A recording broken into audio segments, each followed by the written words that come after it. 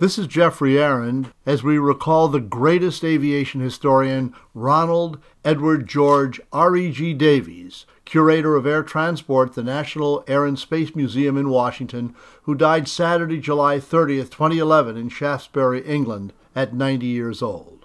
Ron's legacy to aviation is captured in 25 books and other social efforts and are as pioneering and important in scope as many of the subjects he wrote about, including Lindbergh, Earhart, the Berlin airlift, and almost every major airline in the world, past and present.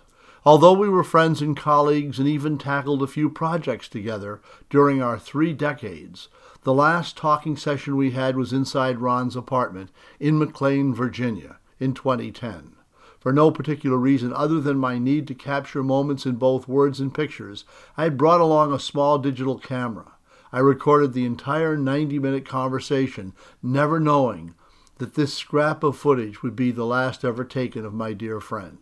We shared some moments with Ron Davies, recalling the interviews and travels, having landed at some point and been greeted on the Normandy beaches of France in 1944, and later globetrotting for Douglas and de Havilland aircraft builders, and even later for Smithsonian's National Air and Space Museum, circumnavigating the planet again and again, coming and going. We asked who were the most memorable people he met during his long tenure as the Dean of Aviation Writers and Historians. Sir, you're coming to the end of a very long and distinguished career. Could you tell me, sir, who's the most interesting person you met, or a couple of people that you met that made an impression upon you that you think about today? Oh, my goodness. Yeah. Oh, dear. Sure. You should have given me advance notice, because I'm getting old, so I've met so many people. I think the most recent one is Frank Lorenzo. Yeah. The notorious Frank Lorenzo. He's very interesting, and every time I've met him, when I was doing my book on Continental Airlines, I interviewed him in 1984, and I found he's the devil incarnate, according to all the pilots, but I found him to be a perfect gentleman. Yeah. What was it about him? I mean, just his mannerism, or how he thought about it? It was just when Continental Airlines, he'd just broken up Continental Airlines, yeah, because the pilots wouldn't talk to him about reduced. That was when Continental was losing $1.5 million a day, yeah, and nearly all the employees at Continental, including Lorenzo himself, had taken a pay cut, and the pilots wouldn't even talk to him. And yeah, I interviewed him, and he said, I was his secretary, who only retired recently, Millie. Millie said, oh yes, I'll arrange a meeting for you at 6 o'clock this evening. He'll spend a few minutes. He gave me almost an hour, and we just chatted, and he explained to me, he said, how can you, he said, and that's when he closed down the airline, if you remember, and the pilots got their revenge later.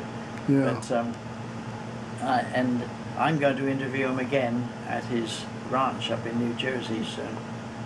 So he's one of the most people I must tell you about, I once had tea with J.R.D. Tata, the founder of Air India. I was at a conference in Delhi, at a big conference of the Travel Association Group International, PATA, Yes. Pacific Area Travel Association. They Yes. were holding their annual session in Delhi, and in the Ashoka Hotel, and JRD had a suite of rooms, and I phoned his secretary and said, would it be possible to interview him? He invited me up for tea, and I sat across, rather like this, and they brought in a tray of tea and cakes, and I had tea with J.R.D. Tata. Yeah. I'm very proud of that. What did you ask him? I just asked him, very general about, Yeah. and he was the man who founded Air India, and 50 years later, he flew the same aeroplane to England. Wow. 50 years later, he was a great player. And of course, in the end, the bureaucrats in Delhi got rid of him, and Air India started to go downhill. Would Freddie Laker be somebody? On your Yes, list? thank you. Yeah, Freddie. yeah. Oh, knew Fred very well. Yeah. And his wife made a lovely cup of tea. Yeah. I remember I was standing at the loo once at Douglas because I was head of market research at Douglas. And Douglas I was standing Aircraft. in the gents' loo, and a voice said, "Hi, Ron," and there was Fred next to me. Jeez. Did he ever tell you about flying monkeys into London on converted Lancaster bombers from India when they were doing but I guess he was probably one of them. They did it for scientific research. Yeah. Well, they always try to keep it kind of hush I'll hush. tell you one thing. You know, one of the British airplanes, Yeah. the Avro Tudor. I Yeah. remember Peter Masefield. Peter Masefield has to be. Yeah. I worked for Peter Masefield directly Wow. as one of his staff for nine years. Wow.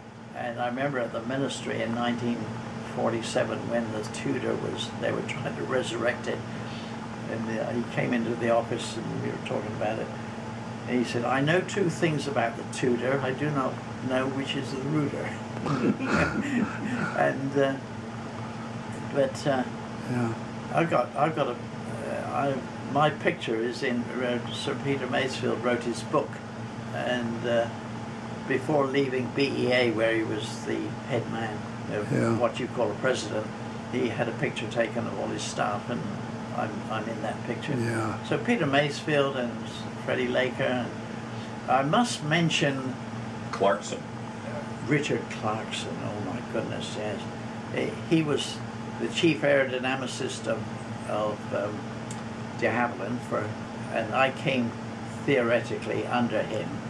I was head of market research there. I started the market research group there, and he was an acerbic individual, highly intellectual.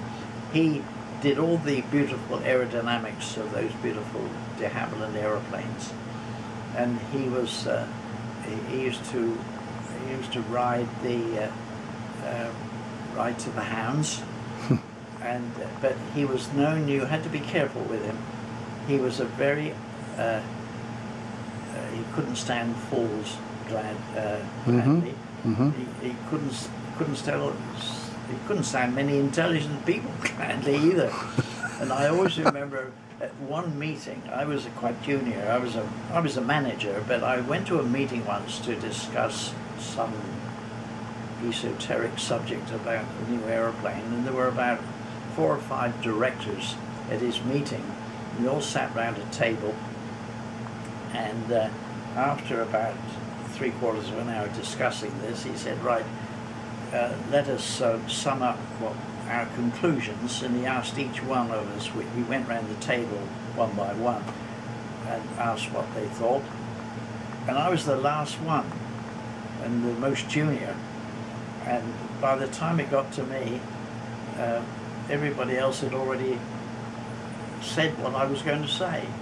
So I thought, I can't just repeat it, I better think of something. So I said something. I thought I said something.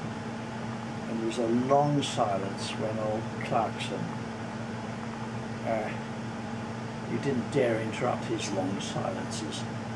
And he said, "Well, thank you, Davies, for that penetrating statement of the obvious." And ever since then, I've learned never to say anything if I've got nothing to say. If you'd like further information on developing air cargo topics, go to www.aircargonews.com. If you'd like a free subscription to Air Cargo News and to our thrice weekly publication Flying Typers, write to me, Geoffrey, at aircargonews.com. In the meantime, thanks for watching, and keep 'em flying.